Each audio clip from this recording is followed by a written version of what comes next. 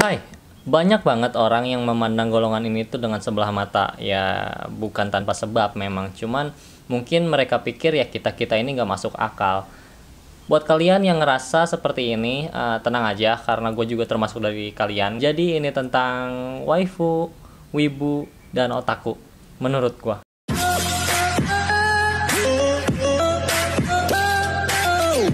Bagi para wibu, otaku atau waifu ngerasa dikucilin sama orang-orang, gua rasa feel itu nyampe ke gua karena gua juga selalu dikucilin sama orang-orang. Jujur aja kayak lu ngapain sih nonton kayak gini, udah gede juga, atau lu kayak gimana? Lu kenapa sih kok nonton kayak gini, lu umur udah berapa ya? Wah, banyak banget ngeselin. Buat para wibu, otaku atau waifu ya sabar aja, gua juga ngerasa dongkolnya sama kalian sama ya. Kerjaan gua kalau ada waktu luang ya emang nonton anime lah atau baca komiknya, bahkan kadang gue suka ngedengerin teoritis anime yang gue suka, contohnya kayak One Piece gitu sih.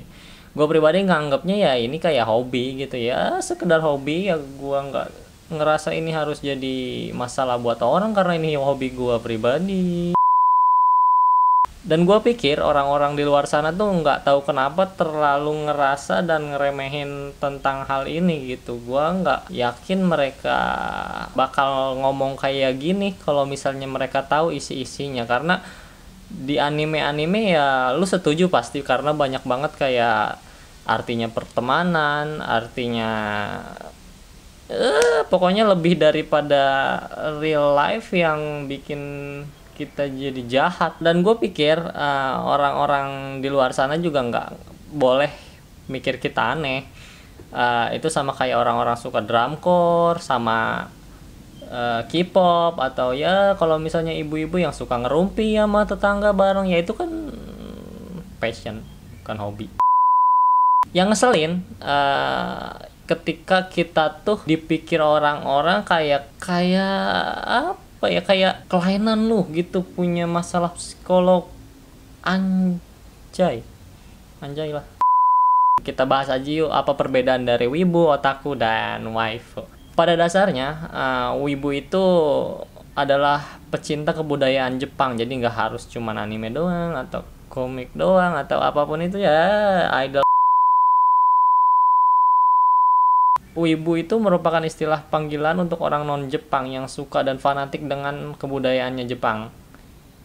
Sedangkan untuk otaku, gue ngerasa gue otaku itu punya arti penggemar. Jadi ya kalian tau lah namanya penggemar gitu, lu gemar sesuatu, lu suka sesuatu dan lu mendalaminya gitu. Otaku ini sendiri, kebanyakan artikel yang gue baca di internet cuman fokus ke hal-hal yang berbau anime gitu, nggak ya termasuk baca komik lah atau nonton animenya langsung. Untuk wibu ya lu suka sama kebudayaannya, lu suka sama idolnya, atau lu suka sama lagunya. Nah, yang agak rumit di sini ya, untuk waifu. Jadi waifu ini diambil dari bahasa Inggris, artinya istri ya, wife lah. Jadi istilah ini tuh untuk orang-orang yang bener-bener terobsesi banget sama si tokoh animenya untuk jadi seakan-akan itu bener-bener istrinya.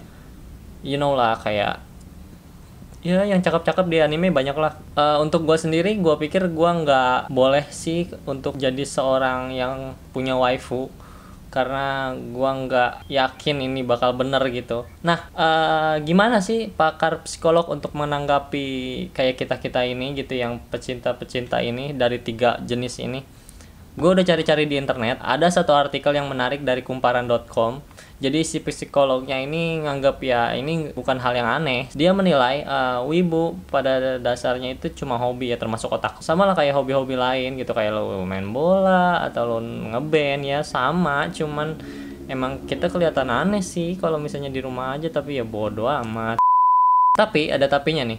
Menurut psikologi harus ada batasan buat para wibu supaya jangan lepas batas antara dunia nyata dengan dunia fantasi mereka gitu, kayak you know lah.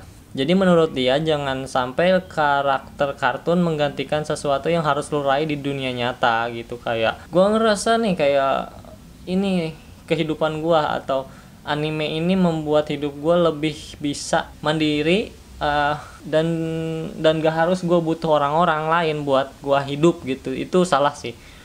Nah, untuk keanehan yang udah terjadi menurutnya, dia ngasih contohnya ketika si orang ini udah punya waifu yang tadi kita bahas sebelumnya. Kalau buat lucu-lucuan ya boleh-boleh aja punya waifu, kayak ya lu bercanda sama dia, ya boleh. Cuman yang mengkhawatirkan adalah ketika dia nggak bisa banget ngebedain yang mana yang real atau realistis dan mana yang bukan. Nah, ini bahaya sih. Gua nggak sampai situ dan nggak mau dan nggak boleh sampai situ. Gua nggak boleh terlalu fanatik. Ya gue suka-suka aja. Banyak kok, cuman suka-suka sekedar animenya aja. Buat kalian yang para wifu, gue harap kalian nggak berlebihan gitu untuk menanggapinya. Lu sekedar bercanda doang, tapi lu tahu batasan lu dan realitanya seperti apa. Karena gue pribadi nonton anime cuman karena nilai-nilai kehidupannya lebih gue dapet dan gue terima dengan baik di pikiran gue, daripada lu harus ke ya dunia nyata sih. Ya udahlah, lebih rumit lah. Intinya buat teman-teman kita yang juga merasakan lu suka-suka sama ya model-modelan Jepang gitu, untuk tahu batasan-batasan diri lu sendiri gitu. Kayak jangan sampai lu benar-benar terkurung dalam kehidupan yang fantasi gitu, yang jelas-jelas itu nggak real sih sebenarnya. Mudah-mudahan video ini nyangkut ke teman-teman semua yang nonton, karena kalau di Jepang sono sih udah banyak yang kayak jadi antisosial sih. Gue juga takut gitu kalau di Indonesia, gak tahu banyak ya, ada sih mungkin. Intinya jangan ngeganggu kehidupan nyata lo untuk ini jadikan cuman sekedar hobi. Ketika lu punya waktu luang ya lu tonton atau lu dalami apa yang lu gemari itu, tapi jangan sampai mengganggu kehidupan lu. Oke. Cukup di sini dulu videonya. Maaf juga karena nggak banyak banget ini gua ngomonginnya. Jangan lupa subscribe, tolong banget ini subscribe karena gue butuh 1000 subscriber buat monetize ya, you know lah, gua harus butuh iklan buat bikin video ini biar gue lebih semangat bikin videonya. Jadi jangan lupa subscribe, like, comment, share ke teman-teman semua. Cukup sekian, bye.